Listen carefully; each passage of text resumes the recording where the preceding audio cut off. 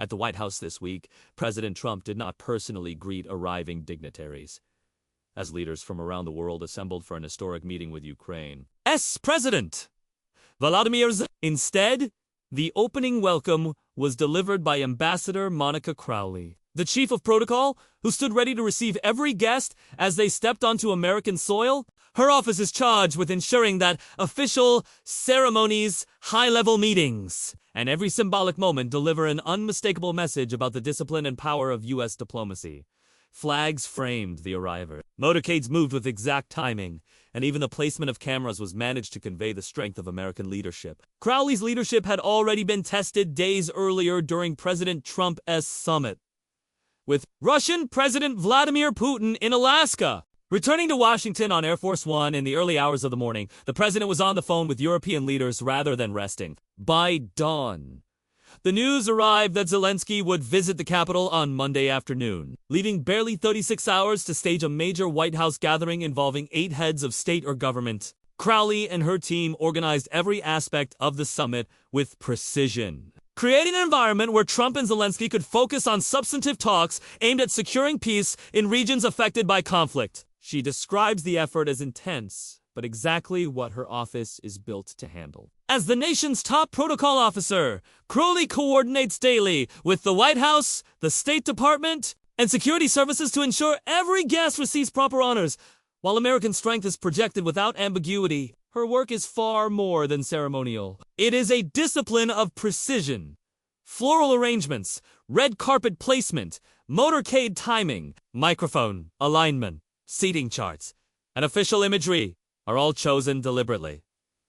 Every signal matters. Her office does not judge the leaders who visit, but guarantees that they and their delegations feel welcomed, respected, and fully equipped to conduct business with the United States. The goal is to give American leaders the best platform to negotiate from a position of strength. That approach was vividly illustrated during the Alaska summit, where a deliberate display of U.S. air power unfolded as President Trump welcomed Putin.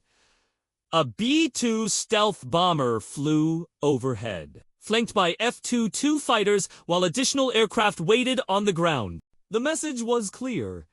American diplomacy is backed by unmatched military capability. Observers noted Putin's visible reaction to the dramatic flyover, which demonstrated how carefully crafted optics can shape the tone of critical meetings. Crowley credits the president for envisioning such moments, describing them as visible expressions of peace through strength, reminding allies and adversaries alike that U.S. engagement is never conducted from weakness. Even as these urgent summits take place, Crowley's office is planning years ahead. The United States will celebrate its 250th anniversary in 2026, coinciding with the return of the World Cup and followed by the 2028 Olympic Games. President Trump, who secured these major events during his first term, will preside over ceremonies designed to showcase American excellence, unity, and global leadership, according to Crowley. Preparations are already underway to make certain every celebration reflects the country's founding ideals, its modern strength, and its role on the world stage. Events will honor every branch of the military and highlight American history in cities across the country. Washington will host a first-of-its-kind museum experience at the National Archives, featuring artificial intelligence technology that gives visitors personalized interactions with exhibits. Philadelphia, New York, Boston, and other historic locations will stage major gatherings, while each state will organize its own commemorations. Crowley encourages Americans to track announcements at america250.org, where updates will outline opportunities to take part. These celebrations are intended not only as pageantry, but as opportunities to renew civic pride, inspire patriotism, and remind citizens of the values that bind the nation together. Crowley views her mission as extending far beyond ceremonial welcomes. Every arrival, every summit, and every official visit is part of a strategic effort to demonstrate that the United States approaches diplomacy with order, strength, and purpose. Her team works tirelessly, often with little notice, to make meetings appear seamless. Even when they are arranged in a matter of hours, logistics, security, Transportation and communications must align perfectly so the president can focus entirely on substance rather than on this level of preparation, she says, underscores the seriousness with which the United States conducts business on the world stage. Diplomacy, Crowley notes, is not confined to conference tables. It begins the moment foreign delegations step off an aircraft or exit a motorcade. From the first handshake to the last farewell, every gesture conveys how the United States sees its relationships. Honor guards, military salutes, and precise ceremonies serve a deeper purpose.